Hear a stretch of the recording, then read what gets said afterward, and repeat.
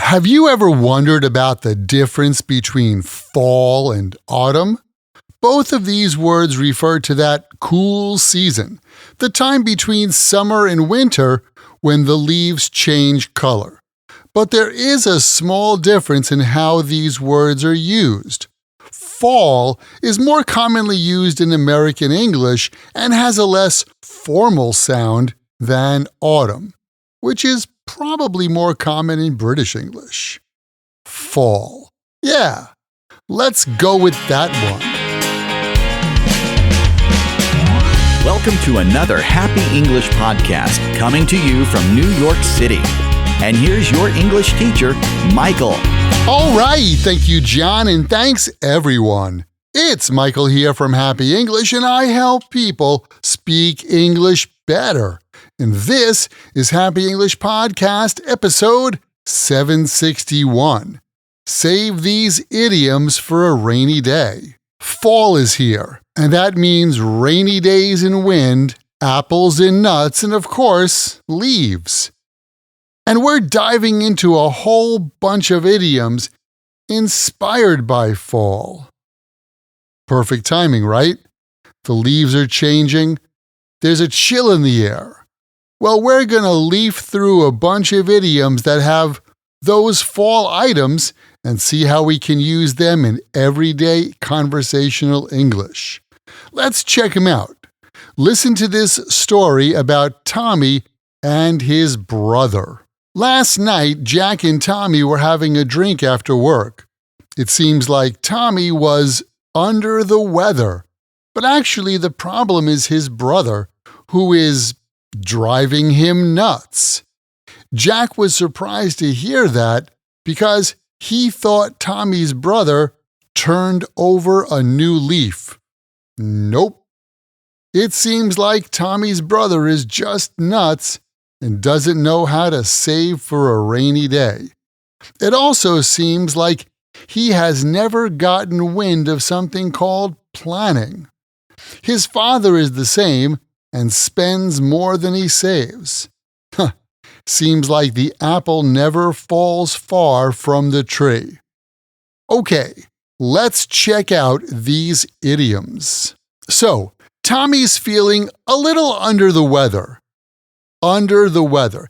It's like saying you're not feeling well, but way more interesting than just saying sick, right?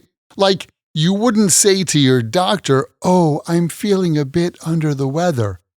This idiom is more for casual conversations. I'm not going to go to work today because I'm under the weather. It's got that friendly, everyday vibe. I was a little under the weather yesterday, so I just stayed home from school. Now, it turns out there's a reason Tommy's feeling a little down. His brother is driving him nuts. In this case, nuts means crazy, and when someone drives you crazy, they annoy you. My neighbor always plays loud music at night. He really drives me nuts. I always take the train to work because being in traffic on the highway drives me nuts. Okay, next, Tommy is hoping that maybe his brother's annoying habits are a thing of the past, that maybe he's turned over a new leaf. A leaf in this case refers to a page in a book, and when you turn over a new leaf in a book, you have something new to read. As an idiom, turning over a new leaf, it's like hitting the reset button, making a fresh start. My sister turned over a new leaf. She stopped smoking and started exercising at the gym. When you turn over a new leaf, you change your life by breaking old bad habits and starting fresh.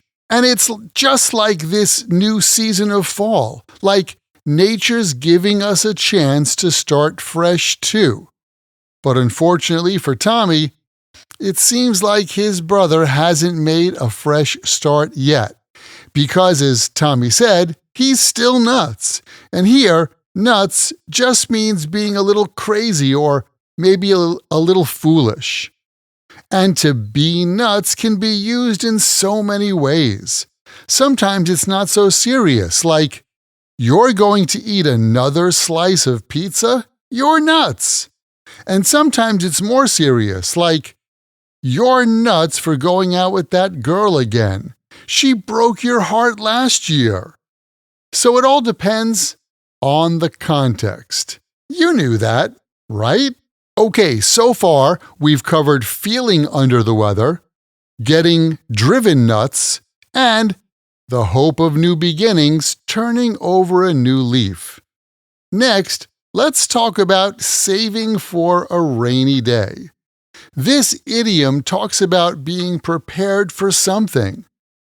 You never know when you might need a little extra cash set aside for those unexpected things that come up in life. So, you save some money for a rainy day. You can also save something special, like, I got a bottle of Japanese sake that's hard to get in the States. I am totally saving that for a rainy day. It's like doing something good for your future self.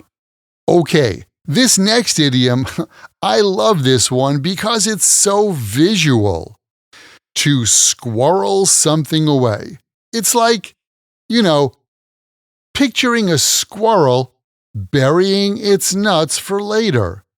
When you squirrel something away, it's like you are putting something away carefully, keeping it safe and hidden for the future.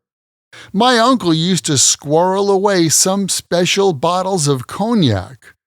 Ooh, cognac. This must have been some good rainy day savings. And my friend Jack squirrels away 20% of his salary for retirement. Smart guy. Next, let's switch gears a bit. Get wind of something. This one always makes me think of secrets and rumors. Oh yeah, like you're catching an idea of something interesting, but you don't have all the details yet. And maybe you're not supposed to know. Like when you get wind of a surprise birthday party or you get wind of some juicy gossip going around the office. You get wind of it. Okay, are you ready for our last idiom of the day? This one is a classic, especially when we're talking about fall and family. The apple doesn't fall far from the tree. This is an old proverb that we use to mean that children often behave just like their parents. Like, you could inherit your mom's amazing singing voice, or you might inherit your dad's interesting dance moves. The apple doesn't fall far from the tree. Chris is a smoker, and now his teenage son started smoking. Yep, the apple never falls far from the tree. So you can use this idiom in positive or negative situations. Keep in mind, the best way to remember idioms like these or any other word or phrase in English is to take that word or phrase, write it in a sentence that's true for you or true in your world, and then memorize your sentences. Hey, did you know that you can get the chance to practice this kind of English with me directly? Yeah, you can get more practice using your English when you join my Podcast Learners Study Group. There, you can make new friends, join us for live group lessons every week where we practice these podcast lessons together. Plus, you get access to the PDF transcript and audio download for every Happy English podcast in the past and in the future. And on top of that, each episode has exercises where you can practice this English point with speaking and writing checked by me. To learn more, just visit myhappyenglish.com and choose podcast lesson 761. Remember, learning another language is not easy, but it's not impossible. And I'm here to help you on your journey. This podcast was brought to you by Happy English. Please visit myhappyenglish.com. Show your support for Happy English by leaving us a review. Get English, get happy, Happy English.